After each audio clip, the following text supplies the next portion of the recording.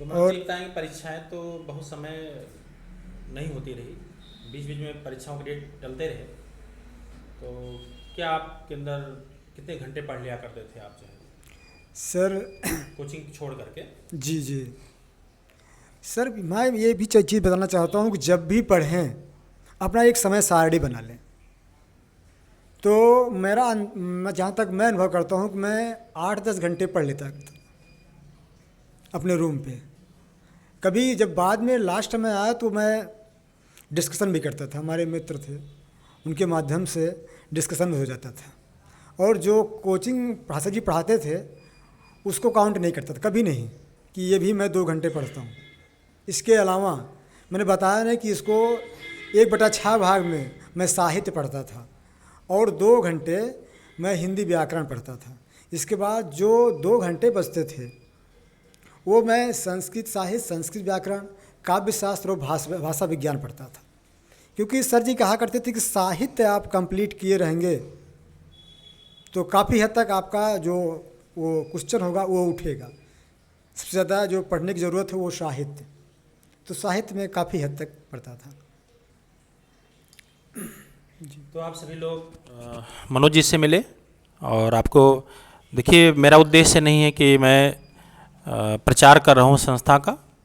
बहुत सारे लोग ऐसे लोग की आलोचनाएं किया करते थे कि वो लोग कुछ नहीं कर सकते, तो इसलिए मैं उन लोग को आपको दिखाना चाह रहा हूँ कि कर्म में इतनी ताकत होती है। आज आप सफल हैं, एक 4600 ग्रेड भर्ती में आप एक शिक्षक हैं इंटर कॉलेज के, और भी माध्यमिक शिक्षा सेवा चयन बोर्ड। सबको पता है कि माध्यमिक शिक्षा सेवा चयन बोर्ड की परीक्षाएं कितनी टफ हैं कि 100% आप सोचेंगे तभी सिलेक्शन होते हैं कि पूरा पूरा क्वेश्चन हम करेंगे, क्योंकि एक विषय से पूछे जाते हैं। तो मेरा उद्देश्य नहीं है, लेकिन मेरा उद्देश्य है समाज को दिखाना चाहते हैं कि अगर अपने आप को हीरा समझिए, बस अपने आप को टाइम टेबल मेंटेन करिए, अपने लक्ष्य को निर्धारित करिए। मेरा ये उद्देश्य है कि आप लगता है कि हम बहुत फालतू हैं इस धरती पे, तो आप लोग अपने एक लक्ष्य बनाइए और किसी भी शिक्षा को निंदा ना करते हुए उनकी बातों को फॉलो करिए।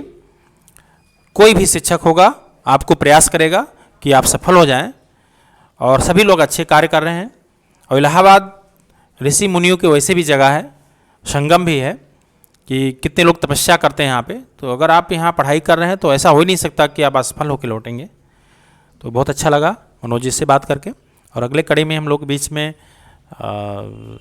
राम निवास जी हैं, जो भी हमारे सुबह के बैच में 9 से 11 बैच में पढ़ा करते थे, और आपको भी विश्वास नहीं था कि इतना आसानी से सफलता मिल जाएगी। तो क्योंकि पूर्व जितने भी रिजल्ट आपके आए, टीजीटी एलटी के आए आपके, या प्राथमिक में हुआ, सफल नहीं हो पाए, लेकिन आपने माध्यमिक शिक्षा सेवा चयन बोर्ड में आप भी सफल हो गए हैं। कल अभी शाम को रिजल्ट आया है।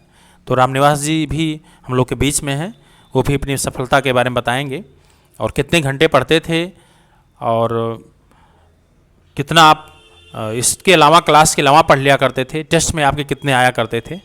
तो रामनिवास जी हम लोग के बीच में हैं। सबसे पहले गुरु जी को प्रणाम बोल। और अच्छा रामनिवास जी, आप संस्था से कब से जुड़े? सर हम संस्था से 16 2016 में? 2016 को जुड़े हैं। अच्छा, जब आए थे तो पहली बार टेस्ट से क्लास आप शुरुआत किए थे कि जो है कोई टॉपिक्स पढ़ा रहे थे? नहीं सर, कोई टॉपिक पढ़ा रहे थे, आप वही शुरुआत किए थे शायद। तो जब कभी सोमवार को या संडे को टेस्ट हुआ होगा तो आप कितना क्वेश्चन कर लिया करते थे? नहीं, शुरू हमारा जो आया था 56 आया था, तो उसके बाद धीमे धीमे बढ़ने लगा। 56 से स्टार्ट किए थे? जी सर। और परीक्षा देने से पहले तक आप कितने क्वेश्चन लगभग कर लिया करते थे? 110 प्लस से था, 109 10। 109 यानी 100 प्लस हमेशा किया? हाँ जी सर। देखिए, आपको लग रहा होगा, बहुत सारे लोग जब हम ऑनलाइन, हम लोग कोरोना के दौरान हम लोग ELT में आप लोग से बात कर रहे थे, तो बहुत सारे लोग कह रहे थे कि जो लोग बोल नहीं सकते हैं वो सफल हो गए।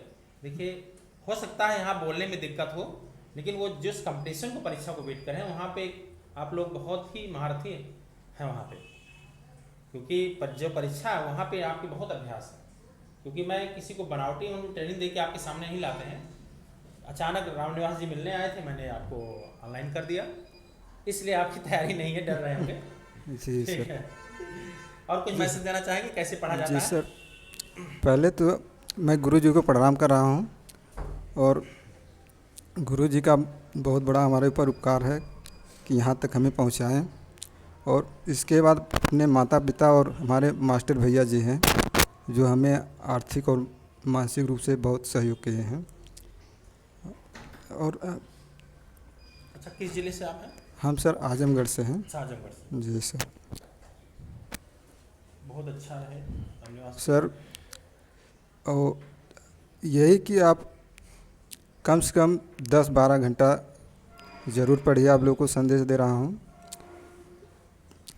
इस कंपटीशन के दौर में। और मैं एक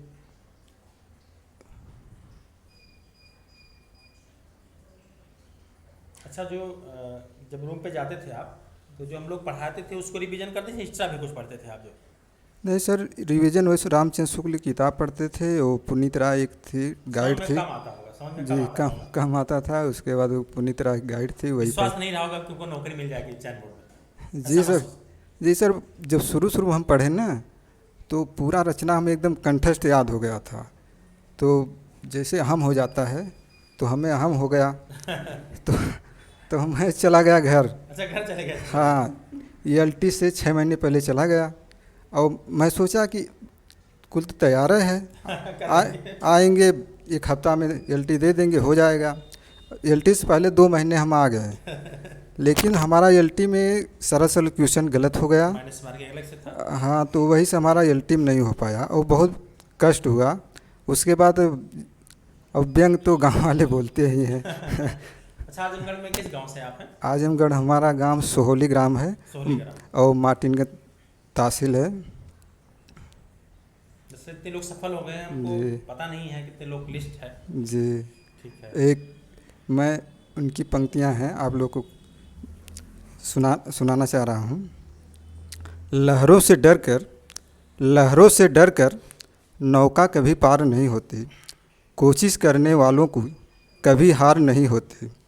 नन्ही चींटी जब दाना लेकर चलती है, चढ़ती है दीवारों पर, 100 बार फिसलती है, आखिर उसकी मेहनत बेकार नहीं होती, कोशिश करने वालों की कभी हार नहीं होती।